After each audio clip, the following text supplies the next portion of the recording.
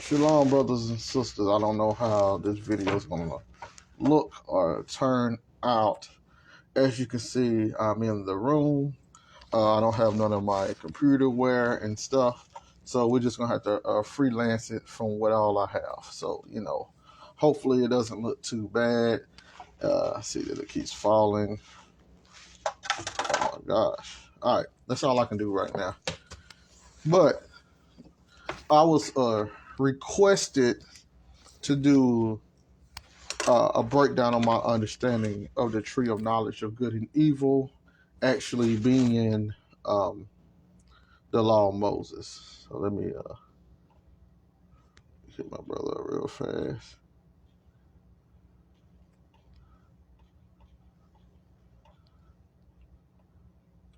And y'all there won't let me.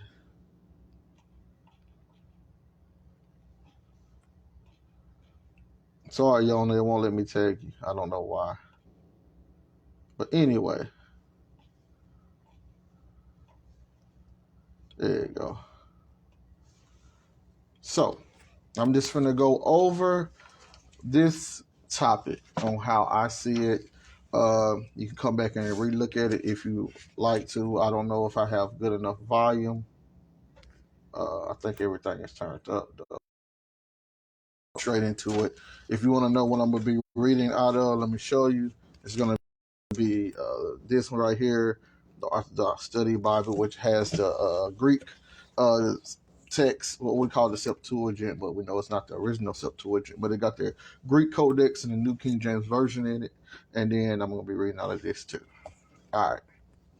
So, first thing first, and I'm going to try to break this thing down to the finest T so we can see what it's talking about. So, once you go to, and it'd be nice if I know that I have audio of volume. I should, though. Once you go to Genesis 2, verse 17, dealing with the tree of knowledge of good and evil, this is what it says.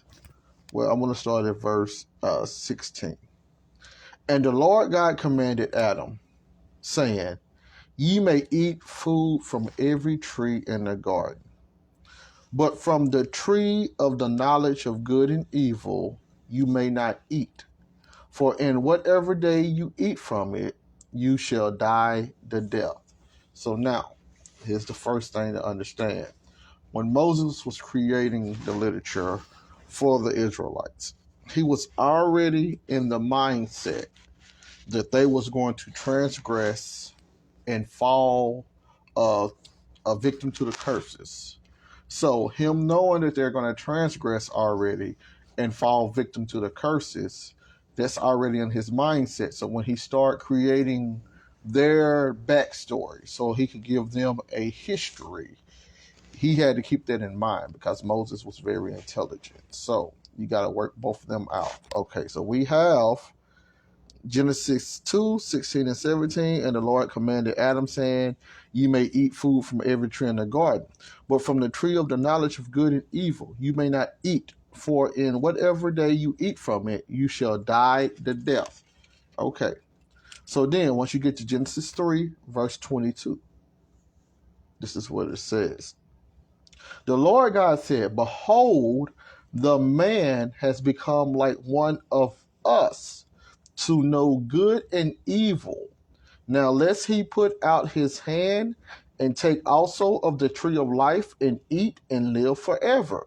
Therefore the Lord God sent him out of the garden of pleasure to go to cultivate the ground from which he was taken, from the dust, in other words. So notice here, he says, Behold, the man has become like one of us to know good and evil. First of all, tree of knowledge of good and evil, it wasn't a bad tree. It wasn't. It was a holy tree because this is the same understanding that the heavenly powers had. So notice he said, man has become like one of us. So this knowledge that man received was a heavenly knowledge. It was a knowledge in the heavenly realm. Once again, it was a knowledge in the heavenly realm. Man has become like one of us, one of the gods, to know the knowledge, to know, let me quote it right, to know good and evil. Okay, so that's the premise. If you eat from the tree of knowledge of good and evil, you shall surely die. Man has become like one of us to know good and evil. But notice, the gods, when they knew good and evil, they didn't die. It wasn't a curse for them to die, even though the gods knew good and evil.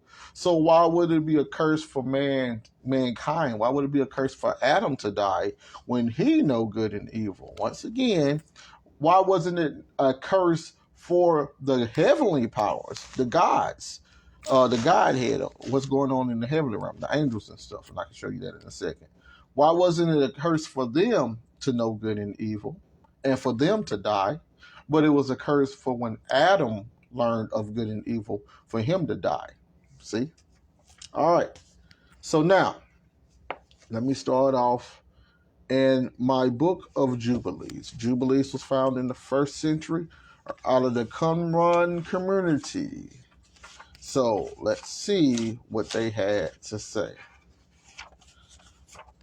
So first of all, the book of Jubilees, when he said man has become like one of us to know good and evil, this is a document from the ancient Israelites. So let me show you first what they actually said.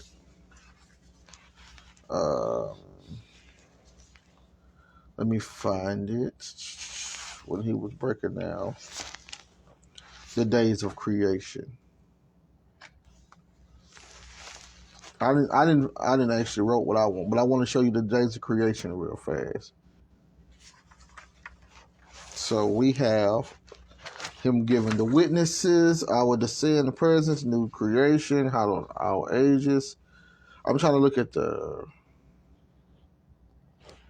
on the first day right here, Jubilees 2 and 1.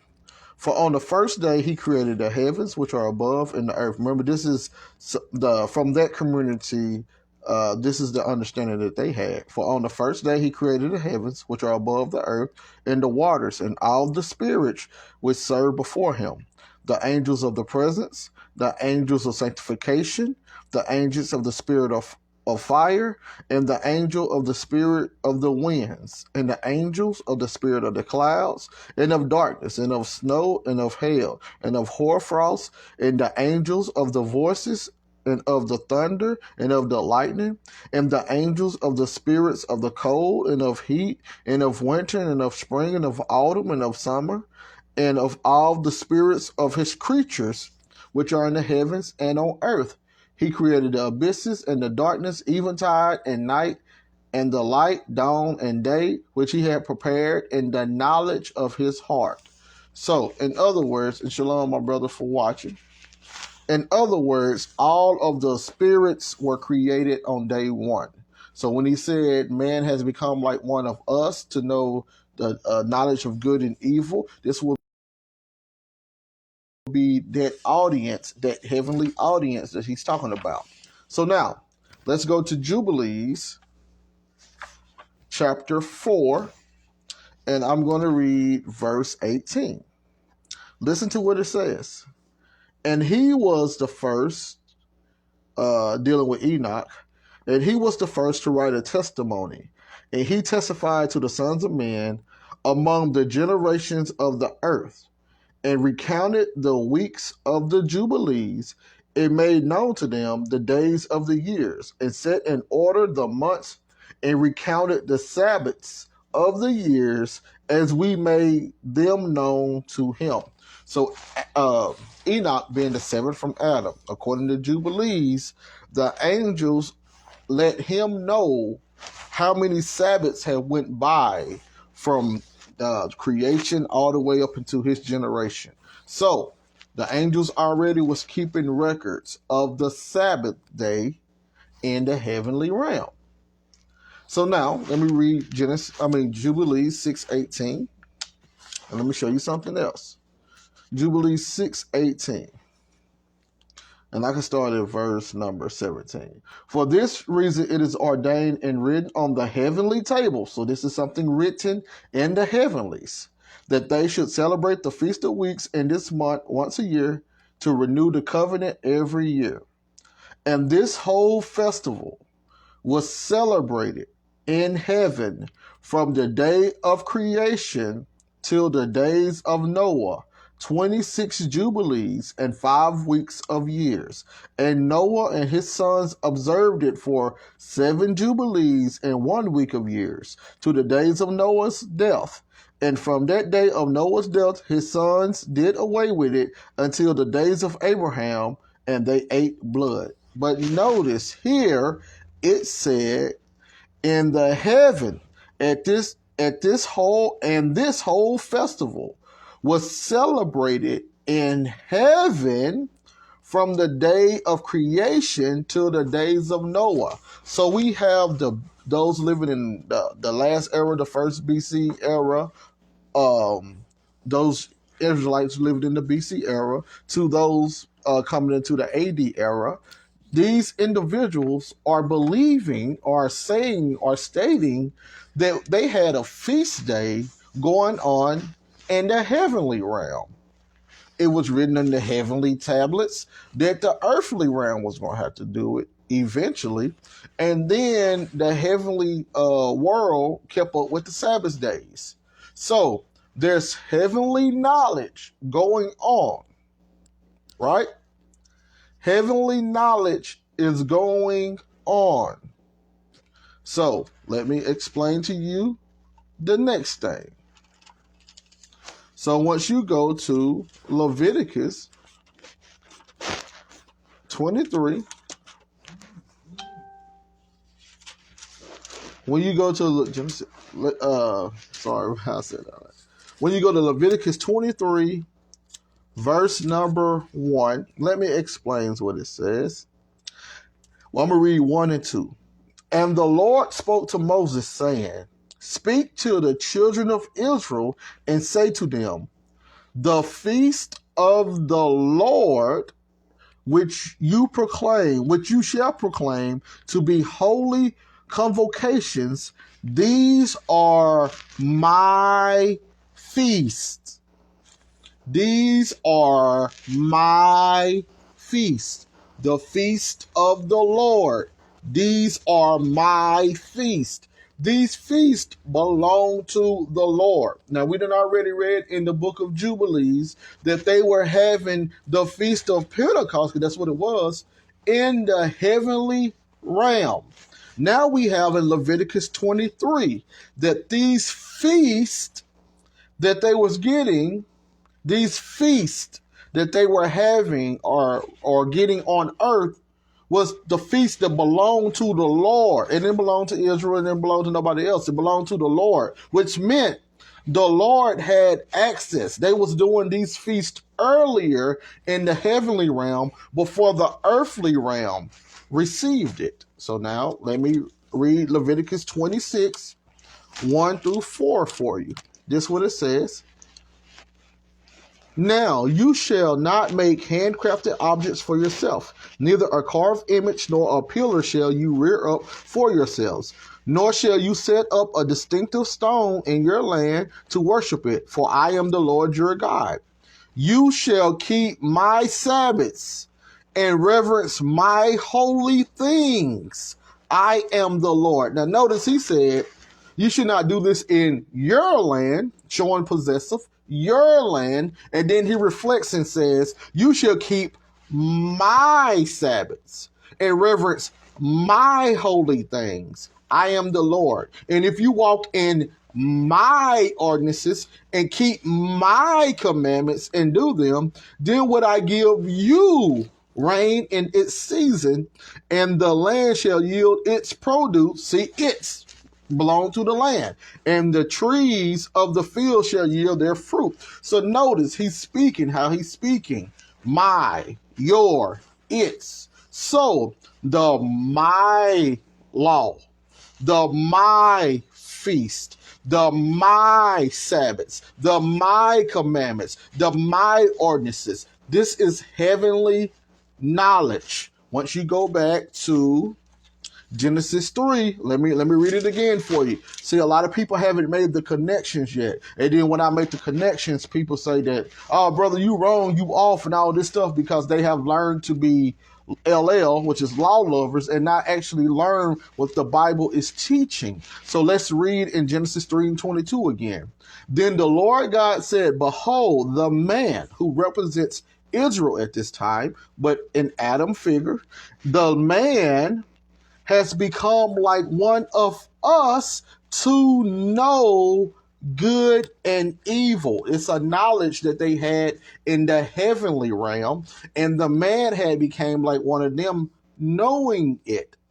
So now let me go to Proverbs 4:2 real fast. I'm finna drop some heat for you. Let me go to Proverbs 4:2.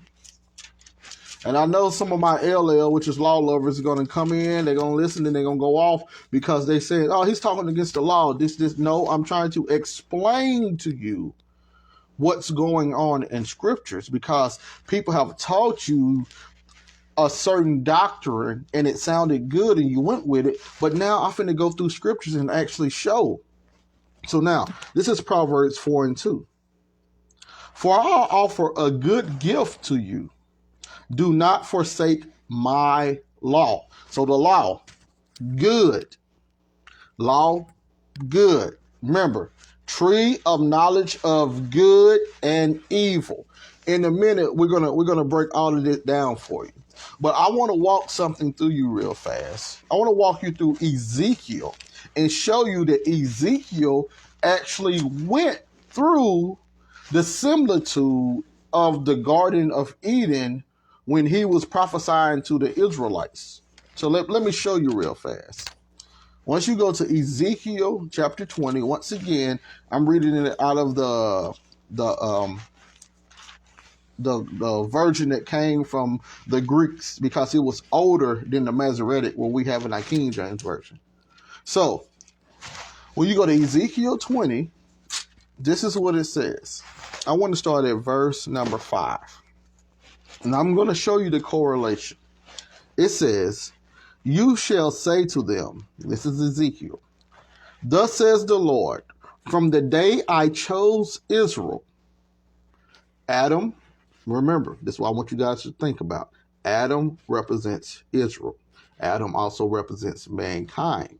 But in this text, before Adam could represent mankind, well, after Adam represented mankind, he also represented Israel, because this is a story for them. So you could take it from mankind, you could take it from Israel. That's not the point behind it. The point is what the story is teaching. So now, you shall say to them, thus said the Lord, from the day I chose Israel, this is him forming Adam out of the ground, and made myself known to the seed of the house of Jacob, and to those in the land of Egypt. So think about now, Egypt was sort of like a Garden of Eden for them, because they went to Egypt to escape from the famine that was going on in the land of Canaan at that time. So when they went to Egypt, they was blessed, they was prosperous, and etc. So at that point in time, Egypt was like the Garden of Eden to them, because they was able to rest from the famine and all of the other stuff. So think about it. So now, listen to what it says. And help them with my hand, formation, saying, I am the Lord your God. In that day I helped them with my hand, and led them from the land of Egypt into the land I prepared for them, a land flowing with milk and honey, a land more abundant than all other lands. So once again, he's giving it, okay, I took you from Eden, a Garden of Eden scenario. I took you from Eden and I put you in a better Eden, a better Garden of Eden. So let's think about it like from Eden to the Garden of Eden. But let's just listen what's going on. I said unto them, let each of you cast away the abominations before his eyes, and not defile yourself with the practices of Egypt. I am the Lord your God. So now this is what he said. He said, I'm going to give you a command. I'm not going to influence. I'm not going to make you do it. I'm not going to put anything under you. I'm going to give you a command. And if you do this command, you will live. Nothing will happen to you. Everything will be great. So now think about in the garden.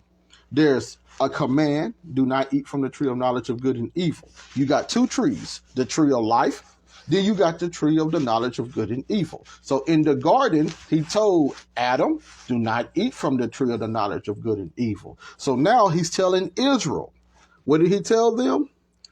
Let each of you cast away the abominations before the eyes and not defile yourself with the practices of Egypt. I am the Lord your God. So he's given them a command. Do not do none of the wicked stuff. Stay over here.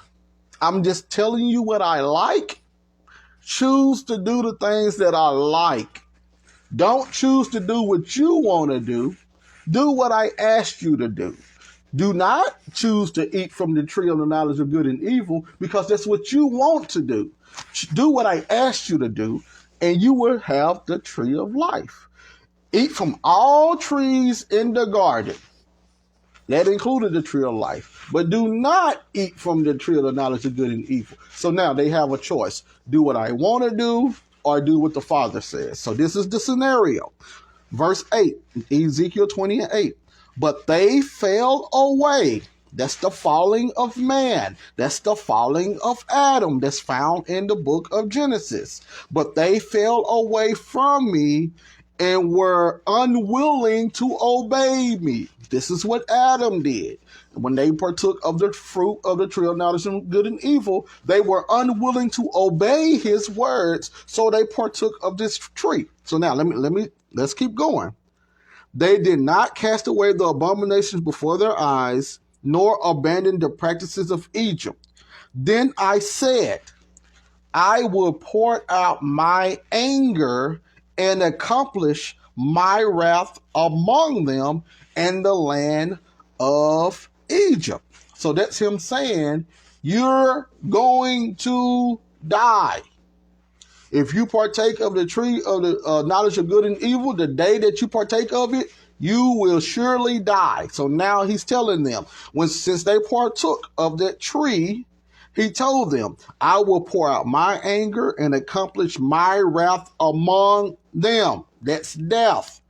So verse 9, so I acted that my name would not at all be desecrated in the sight of the nations, in the midst of whom they were, and among whom I made myself known in their sight to lead them out of Egypt. So he's saying, while they were in Egypt, I decided not to destroy them because I didn't want the Gentiles to say, he chose this people and he destroyed these people. So he repented for wanting to destroy them while they were in the land of Egypt, in that Eden, partaking of the tree of the knowledge of good and evil. So what did he do? He separated them. He put them out. So now let's see here. So I acted that my name would not be, so he left them out of Egypt. Verse 10, I brought them out of Egypt and led them into the desert. That's the same thing that happened to Adam. He got kicked out of his garden. He got kicked out of the garden and went into a deserted place in order to build up. But now the Father, he tried to recreate the scenario for them again. Let me show you. I gave them my ordinances and made known my requirements to them, which if a man will do them, he shall live by them. So now they partook of the tree of the knowledge of good and evil. So remember, they partook of the tree, got kicked out of the garden. So he's trying to explain it in a different way. So now he gave them his ordinances, told his requirements so they could live. So now they partook of the tree of the knowledge of good and evil. It's not all evil. It's some good in there also. The tree of the knowledge of good and evil. So now he says, I gave them my Sabbaths as a sign between me and them, so that they may know that I am the Lord who sanctifies them. I said to the house of Israel in the desert, you shall walk in my ordinances. But they did not walk in them, and they rejected my requirements, which if a man will do them, he shall live by them. And they desecrated my Sabbaths exceedingly. Thus I said, I will pour out. Sorry about that, y'all. Thus I said, I will pour out my anger upon them in the wilderness to utterly destroy them. As soon as they partook of the tree of the knowledge of good and evil, he said, the day that you do it, you shall die. The day that they got the commandments and stuff, now they have judgments. Before they had the commandments, there was no judgment for not doing his will. They didn't know his heavenly will. They just knew he wanted them to be fruitful. He wanted them to be multiply. He was going to tell them what he wanted from them. And if they did it, he was going to bless them. If they didn't do it, he was going to handle it accordingly. But now they put themselves in a different category, that now he's not talking to them. He's telling them exactly what he wants. And he walks off and says, if you don't do it, now you die. Now the judgment comes. Now the wrath comes. Now the destruction comes. After they got the law, not before they got the law. When they was in the wilderness complaining, they complained. He gave them all of the things that they asked for. They complained about the water, they complained about the food, they complained about this and that. He gave it to them. But as soon as that law came, as soon as that law was written, as soon as they started complaining, he destroyed them. He started destroying them. You can read it for yourself. The wrath came, the death came when they got the law. And we're going to actually read this in just a second also, how Paul explained it. But I'm going to read down for a little bit more. So I acted that my name might be at all desecrated before the nations, before whose eyes I brought them out. I swore an oath against them in the desert, that I would no longer bring them into the land I gave them, a land flowing with milk and honey, a land sweeter than all other lands, because they rejected my requirements and did not walk in my ordinances. Instead, they desecrated my Sabbaths and walked after the inventions of their hearts. So the problem was when they was in Egypt, he told them, leave the other gods alone. Don't go after the ways of the Egyptians. Just worship me. They didn't do it. They didn't partake of that tree. So he had to separate them. And then when they got of that law, the tree of knowledge of good and evil, they died because they couldn't do that tree either. He didn't even want them to have that tree. If he wanted them to have the law, he would have gave them the law while they was in Egypt. He did not. He asked them to do something. They did not do it. So he said, okay, I'm going to take you out of Egypt, and then I'm going to give you my laws so you can understand my requirements. Because what I told you to do, it was too hard for you. So now I'm going to break it down to the little things. And if you don't do it, now judgment is going to come. So now, let me show you something else. Let me read Ezekiel 20, 23 through 26. It says, thus I swore an oath against them in the desert, that I might scatter them among the nations and disperse them into the countries. But they did not keep my requirements and rejected my ordinances. They desecrated my Sabbaths, and their eyes went after the inventions of their fathers. Therefore, I gave them ordinances that were not good and requirements in which they should not live. I would defile them by their gifts when I pass through upon everyone that opens the wombs, that I may destroy them. That's death. That is the death. I gave them things that were not good. I gave them things that were evil, that I might destroy them. Death. I gave them things that they might live, and then I gave them things that was going to destroy them. That's the tree of the knowledge of good and evil. I mean, how do we not see that? But now, let's go to Ezekiel 36 and 27. Ezekiel 36 and 27. It says, I shall put my spirit, once again, belongs to the Lord, within you and cause you to walk in my requirements, and you shall keep my judgments and do them. You will dwell in the land I gave your fathers. You will be my people, and I shall be your God. This is Garden of Eden terminology. Many people want to take this back to the land of Canaan, but he's spiritually talking about the Garden of Eden. That's the original land that the people were supposed to be in, the Garden of Eden. Eventually, it turned over into the Egypt and then the land of Canaan.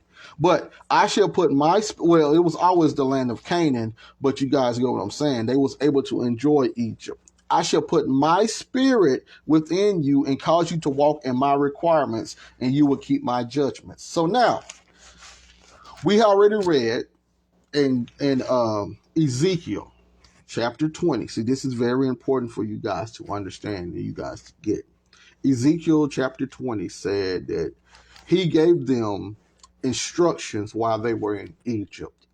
They did not do the instructions, so he gave them his law while they was in the wilderness. So when you go to Galatians, see, a lot of people don't understand what Paul is talking about because they haven't thoroughly studied the prophets. So I took you to the prophet Ezekiel, and once again, Ezekiel, what Ezekiel said is not found in Torah. It's not found in Torah. So it's not found in Torah that he gave them commands while they was in Egypt, and then they didn't do the commands. So he gave them more commands while they was in the wilderness. That's not what's in Torah. But Ezekiel said it, which meant that Ezekiel is speaking from either an older Torah that was written down, or he's speaking from oral tradition that was handed down from person to person, or he got it straight from the Lord himself.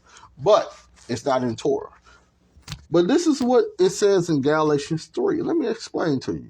Galatians 3 and 19. What purpose then does the law serve? It was added because of transgressions. So we have already read what the transgressions was, what they was doing in Egypt, and therefore he gave them the law. Added means it wasn't there originally. It was added. It was given to them because of a reason. So in the beginning, they did not have it. When they were in Egypt, they didn't have the law. They were still the promised people. They still had the thing about the land of Canaan that they were supposed to get, and etc. Still the sons of God. So they had all of this stuff before they got the law. We got to realize that. So now, what purpose does the law serve? It was added because of transgressions till the seed should come to whom the promise was made. So he said the law was added because of transgressions. We just read that. And it was there until the seed should come. So he's letting it be known the law had a breaking point. It was added until a certain point reached. And that point was Christ. And it was appointed through angels by the hand of a mediator. Now, a mediator does not mediate for one only, but God is one. Okay, so now, let's go to Hebrews 7:19. It says, for the law made nothing perfect. On the other hand, there is the bringing in of a better hope through which we draw near to God. And as you keep reading, it was about Christ. And I know people want to tell you that law that he's talking about is the sacrificial law. He's talking about the sacrificial law right there. But right here, as you read, he's not talking about no sacrifices at all. People do that because they don't want to think that law that they cherish so righteously, that law did not fulfill the requirements of the Most High. They don't understand that law was bound to them under a covenant that they received after they were being wicked. So he gave them a law that was holy because they practiced it in the heavenly realm. And them being sons of gods, them being the priests, them being the angelic figures on earth, they wanted to practice it on earth too. So they put him in a scenario, okay, you don't want me to be your God just by speaking to you. You want a vassal covenant. You want something of action, something written down so you can look at and correlate. So he gave it to them, and they still didn't do it. But here we see that the law did not make anything perfect. Eating from the tree of the knowledge of good and evil, even though it was the knowledge of the heavenly powers, it did not make him, it caused death. Now, once again, I just made this point in the beginning of this. Why didn't the tree of knowledge of good and evil cause death upon the heavenly realm? He said mankind has become like one of us to know good and evil. So what mankind received was heavenly knowledge. But why wasn't that heavenly knowledge deadly to the people in heaven or the deities in heaven? Why? When man got it, it was death for him. But when they had it, it wasn't death for them. It's because man wasn't supposed to get it. The law was added. They wasn't supposed to get it. And we read it in Ezekiel. They wasn't supposed to have it. They got it because they wouldn't follow the instructions. We read it in Hebrews. It made nothing perfect. And I know people, once again, my law lovers, no, we love the law. No, it was never supposed to be there. So now let me read Genesis 2:17. I'm not here to persuade you. I'm here showing you what the Bible say. You can read along. You can tell me what I got wrong because I'm reading it directly. So now, let me show you again. I'm going to prove again that the tree of knowledge of good and evil was the law. Let me prove it again. Genesis 2:17. Listen to what it says. But from the tree of the knowledge of good and evil, you may not eat, for in whatever day you eat from it, you shall die by death. Let's go to Deuteronomy. Let's go to Deuteronomy 30:15. Moses wrote Genesis. He wrote Deuteronomy. So let's see how the author correlated this, that we did not grasp it. But now it's time to grasp it. So now let's see how Moses correlated it. Deuteronomy 30, I'm going to start at verse 15. This is what it says. And this is him talking about the law that they received. He says, see, I set before you today life and death, good and evil. Now, if you know anything about how they wrote, the life is opposite to death, good is opposite to evil. But now, let me say it to you again. Deuteronomy 30:15. I set before you today life and death, good and evil. So now let's go back to Genesis chapter 2. But from the tree of the knowledge of good and evil, you might not eat from it, for in whatever day you eat from it, you should die by death. This is what he says right here. I set before you today life and death, good and evil.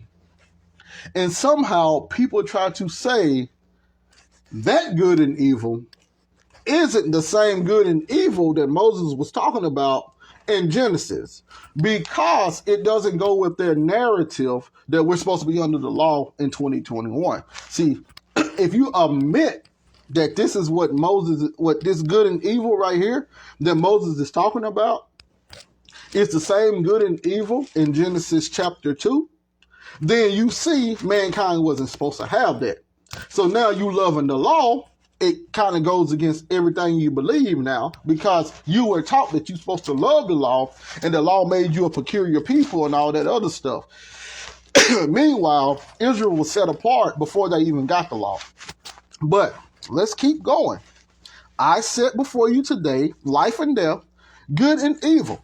Let's keep reading. If you hear the commandments of the Lord your God, I command you today to love the Lord your God, to walk in his ways, and to keep his ordinances and judgments, then you shall live and multiply.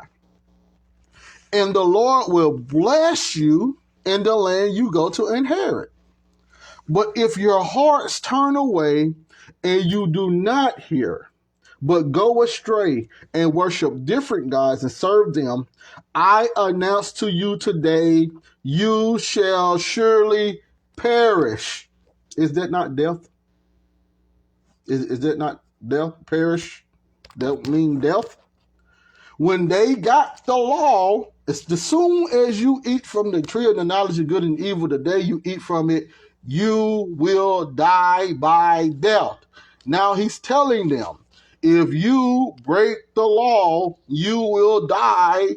Well, first of all, he said you will perish with them going outside of the land, them going outside of his presence. But it also represented them actually dying also through his wrath, because the curses brought death. But anyway, let me show you. You shall not prolong your days in the land the Lord your God is giving you. Is that not what happened in the Garden of Eden? Is that not what happened in the Garden of Eden? Did Adam and Eve prolong their days in the Garden of Eden after they ate from the tree of the knowledge of good and evil? When they ate from the tree of knowledge of good and evil, that same day they died, got kicked out of the garden. Did they prolong their days in the Garden of Eden? He just said it right here. Same thing. If you don't do the commands, they ate from that fruit, I will throw you out of the land. Same thing that happened to Adam. And you will die. The same thing happened to Adam. Same exact scenario. And people want to tell you, no, they're different. It's not the same. It might sound the same, but it's not the same. And they do that once again because they want to keep this whole thing that you got to do the law. You're supposed to be under the law. You're supposed to love the law. They want to do all of that. And then they play with Christ's words. I came not to destroy the law, not knowing what he's talking about right there. They make it all be about keeping the law of Moses. But we have it right here. Let me read verse number 19. I call heaven and earth as witness today against you. I set before you life and death. That's good and evil. Blessings, what represents good, and cursing, evil. Therefore, choose life, that both you and your seed may live. And love the Lord your God. Obey his voice and cling to him. For this is your life and the length of your days, that you may dwell in the land. You see, the life that he was giving them was a life that they dwelt in the promised land. So the Garden of Eden was a life scenario. And when they left the Garden of Eden, because in the Garden of Eden, that's where the tree of life was. But when they left the garden scenario, they was away from life, away from the Lord, or away from the word, and they was now entering into a state of decline, a state of curses, a state of death. That's what's going on. They ate, they got the command, they ate from the tree of the knowledge of good and evil, they got kicked out of the land because they could not, because they disobeyed. And then they had to go out, and then you got the rest of the Genesis narratives. And then you have it here spoken of a different way, saying that now he didn't want to give you he didn't want to give you the commandments. You guys y'all transgressed in Egypt, came out of Egypt, so he gave you the commandments. You guys agreed to do the commandments, and then you died, because now wrath is coming when you don't do the commandments. For this is your life in the length of the days, that you may dwell in the land the Lord swore to your fathers, to Abraham, Isaac, and Jacob, to give them. So their life was in the land. Their death was outside of the land. The tree of knowledge of good and evil, it was the law. It was the blessings and the curses. What more can we do about that? But now, if you say that I'm wrong again, I see somebody already was here. You know how my brothers do. They in here laughing. So now, let me show you again. Let's use it another way. Like, it's more, I didn't show plenty of witnesses, but I'm going to keep going on, showing more and more witnesses. Let's go to Romans 3:20. Let me prove to you that this law was the tree of the knowledge of good and evil. So once you go to Romans 3:20, and for the record, I didn't write none of this stuff. This was in the Bible. I'm just saying what it says. So Romans 3:20. Look what it says. Therefore, by the deeds of the law, no flesh will be justified in his sight. For by the law is the knowledge of sin. What more can you get? So now we have a first century Benjamite. He's saying the same exact thing. I said it after all of them. But he's saying the exact same thing. For by the law is the knowledge of sin. Let's go back to Genesis 3. So Genesis 2 first. You may eat from, this is 2:16-17, and the Lord God commanded Adam, saying, you may eat from every tree in the garden, but from the tree of the knowledge of good and evil you may not eat, for in whatever day you eat from it, you shall die by death. Let's go to Genesis 3, verse number, where we at? Verse number 22. Then the Lord God said, behold, the man has become like one of us to know good and evil. For by the law is the knowledge of sin. If you don't know what sin is evil. So if you know what sin is, that means you know what isn't sin, which would be the good. Knowing sin teaches you the good and the evil, because you do the opposite of the sin in order to get the good. So, this is Paul. He said he learned from Christ. This is Romans 3:20. Let me read it again. Therefore, by the deeds of the law, no flesh will be justified in his sight. For by the law is the knowledge of sin. Let's keep reading. Romans 4:15. Just in case that don't do it. Let's read Romans 4:15. I'm going to read, I can start, I guess I can go to 14. For if those who are of the law are heirs, faith is made void and the promise made of no effect. And if you guys don't understand, faith and the law, these are actually the two trees inside of the garden. The tree of life represents faith, which we know without faith you can't please the Father. So the tree of knowledge the tree of life represents faith. The tree of knowledge of good and evil represents the law. But now, for if those who are of the laws are heirs, that will be of the heavenly Jerusalem, faith is made void and the promise made of no effect. Because, verse 15, why? Because the law brings about wrath. This is Romans 4:15. The law brings about wrath. What did he say in Genesis 2? You may eat food from every tree in the garden, but from the tree of the knowledge of good and evil you may not eat. For in whatever day you eat from it, you shall die by death. Is that not wrath? Is that not the wrath of God? What are we saying, y'all? because the law brings about wrath. For where there is no law, there is no transgression. The tree of the tree of life didn't have no wrath. When you eat from the tree of life, you're not in transgression. And we done read what the fruits of the Spirit is, which is the same thing in the tree of life. It's all dealing with faith. We read what the fruits of the Spirit is. It brings forth all this stuff that there's no law that goes against it. And when there's no law, there's no transgression. So eating from the tree of life, you're never in transgression, so you're never in wrath. Eating from the tree of knowledge of good and evil, which the law brought wrath, then you are in wrath. But let's see here. Let's keep reading. Let's read Romans 7, 9 through 13. Let's see here. Romans 7, 9 through 13. Listen to what Paul says as he tried to retell the story of the Garden of Eden.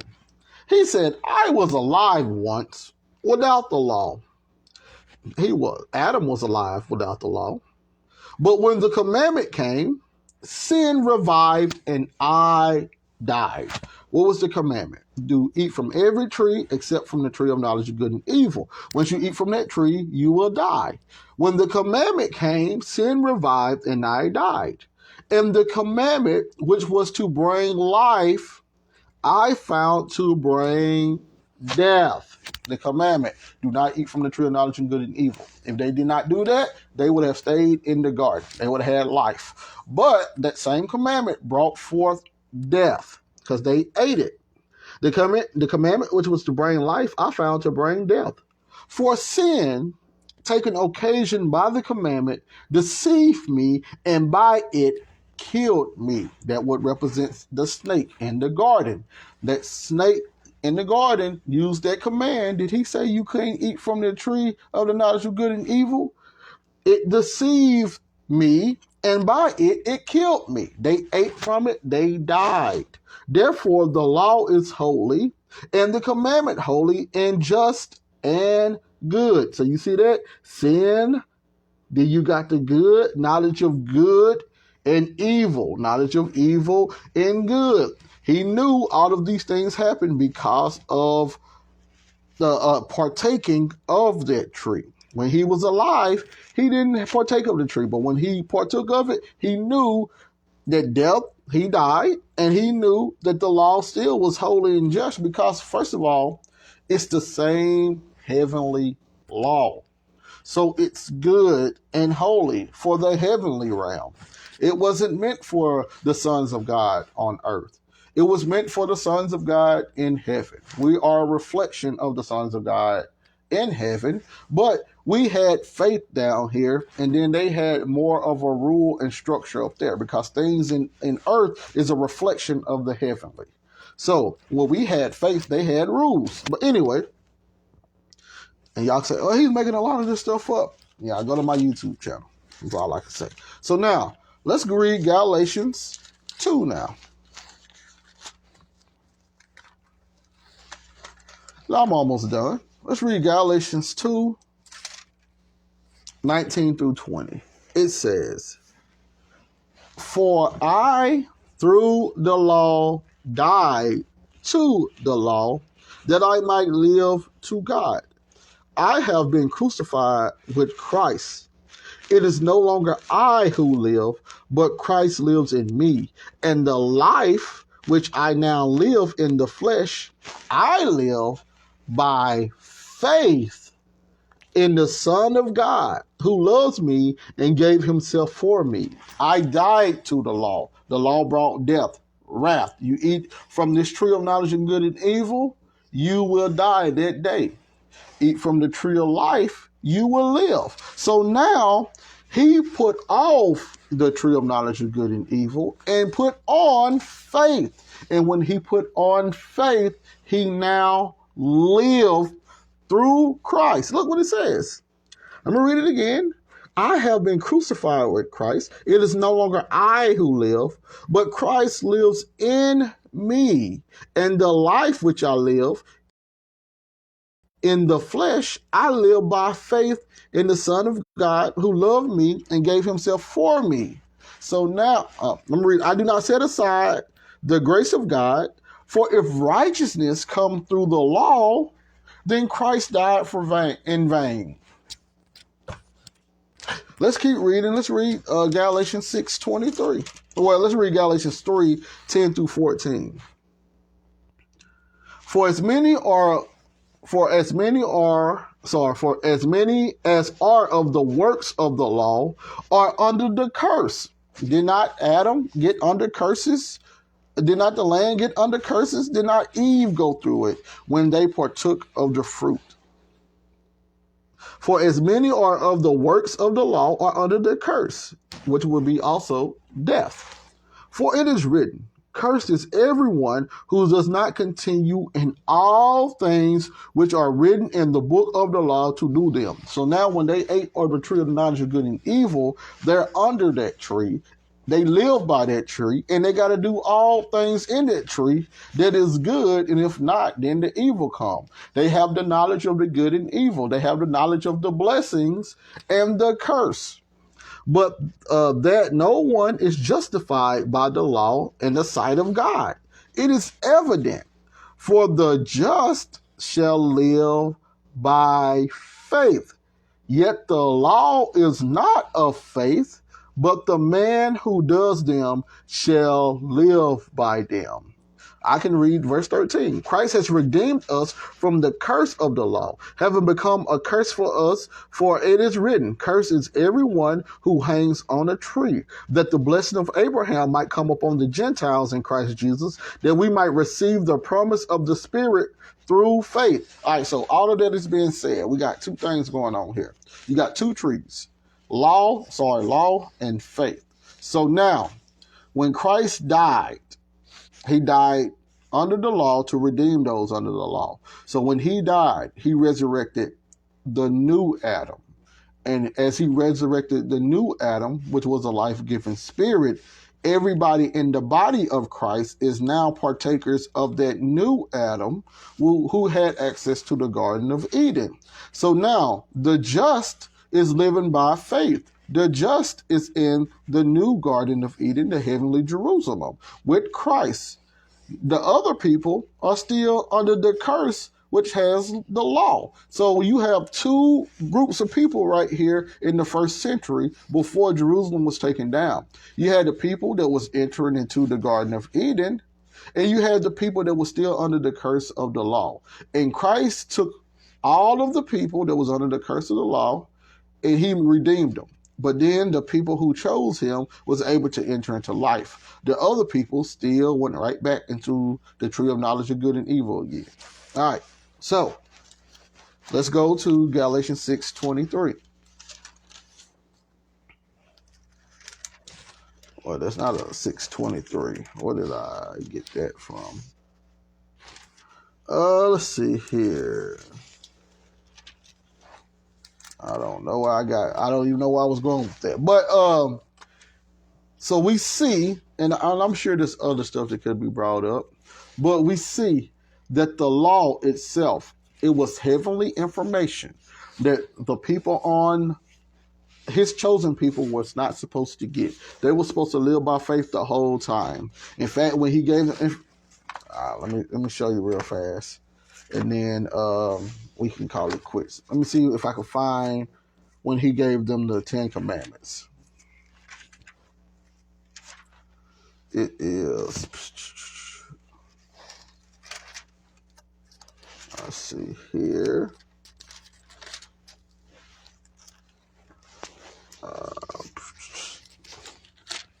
We don't want to read the Song of Moses.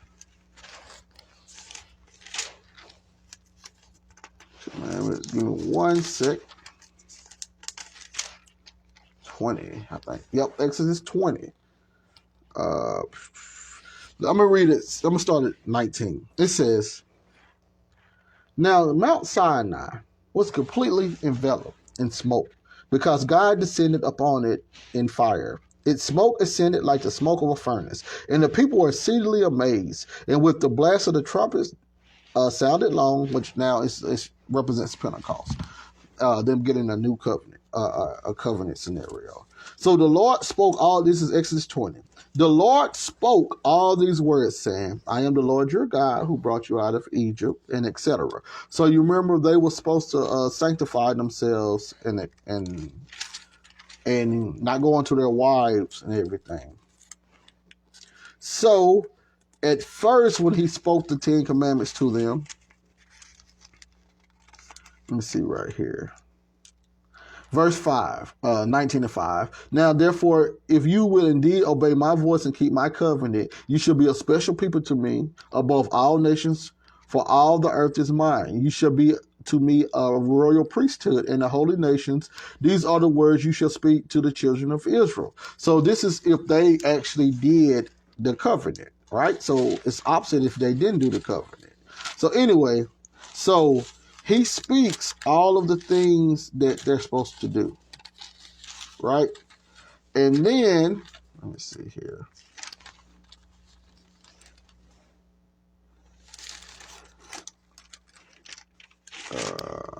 I might have to go to Deuteronomy.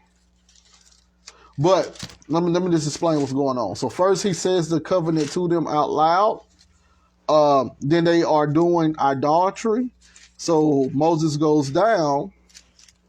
And then after he kills them, he goes up and the covenant is actually written down. And when the covenant is written down, then the destruction started happening.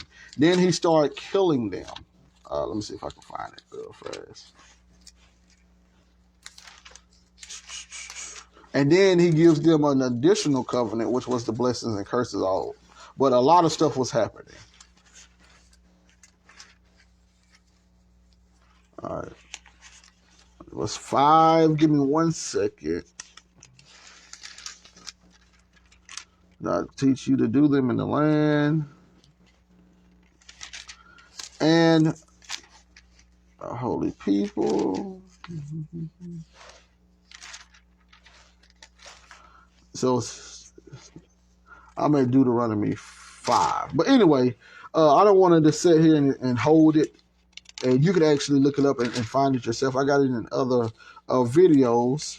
But for some, well, I got my Septuagint right now. I usually teach out the Masoretic. So, but you have him, and I actually want to find it real fast. So, I don't like dead space, but I actually want to find it so you can see exactly what I'm talking about. So give me 1 sec. All right, so we got it right there. Keeping the Sabbath. All right, so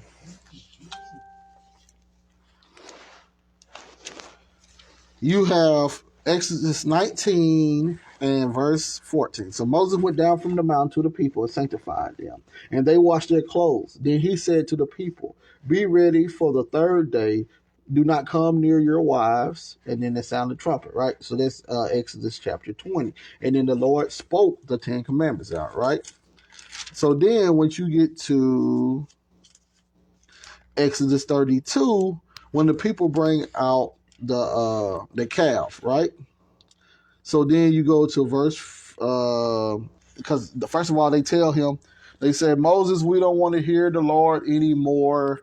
We'll hear you. So now they're going into a different type of information now, because now they don't want to listen to the Lord. They want to listen to a man.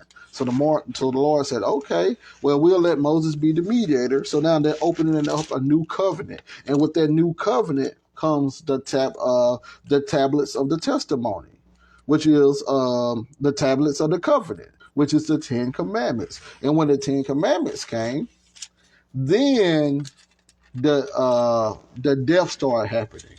The 10 commandments came. Moses found out they're doing idolatry. He comes down. He kills. He get the Levites to help him kill the man that was doing it. And then when they started in the wilderness complaining again, that's when he started killing them. They wanted quail. He gave them the quail, so much quail. And then while they were still chewing it, he killed them, and etc. That's how pretty much them getting the law and death start coming afterwards work. And let me see if I can find one more thing that I'm looking for, and then I would call it a knot. So now let's see here.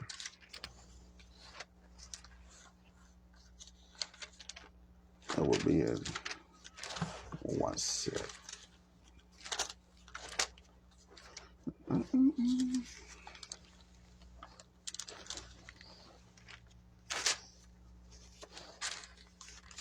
Give me 1 sec. I know what I'm looking for, but I gotta actually find it.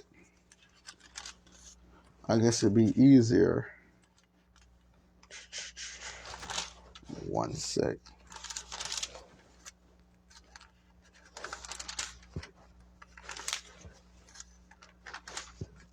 In fact, hold on.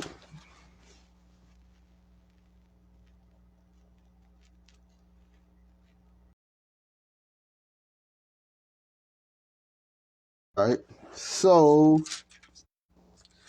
we go to 2 Corinthians 3 and 7. He says, but if the ministry of death, written and engraved on stones, was glorious, so that the children of Israel could not look steadfastly at the face of Moses because of the glory of his countenance, which glory was passing away, how would the ministry of the Spirit be more glorious? So you got the ministration of death and the ministry of the Spirit. He said the ministration of death written on, and engraved on stones. So Paul was quoting once again that the ministration of death was dealing with that old covenant, the things that brought the law in. That was the ministration of death. The 10 Commandments and then the laws that followed it. That was the ministration of death, because when they received it written on stones, then that's when the deaths happened. That's when the wrath happened. That's when they died. That's when they was to be kicked out of the land of Canaan, their garden of Eden. So, in the administration of the Spirit, which has no transgression, you will never get kicked out of the land, which gives you heavenly Jerusalem, which gives you the heavenly land. That would be more glorious than the administration of death, than the other commandments. So in other words, the tree of life was more glorious than the tree of knowledge of good and evil. So you have it right there. I am done with the lesson, proving without a shadow of a doubt that the tree of knowledge of good and evil, it was just an allegory for them receiving the law and then them actually transgressing the law, getting the curses, and dying because of it. First they died spiritually. The Lord turned his face on them. And then they died physically because now he let the Gentile nations come in and take them captive. So there you have it. I hope you guys like it. Share the video. YouTube channel. AOSD-Chandler stands for Assembly of Sound Doctrine Chandler, where I talk about the old ancient understanding from the Israelites using their literature, not what we make up here in America. Also, RPK-Resurrection, Prophecy and Kingdom. I'm a administrator. I'm also one of the instructors there, and etc. So please listen on to both of them. Subscribe to all of them. Thank you all for listening in. I'm also on Clubhouse, Assembly Sound Doctrine. So this is Evan Israel. Thank you for listening in. I think I proved without a shadow of a doubt that the tree of the knowledge of good and evil was actually the law of Moses. Shalom. Have a great night.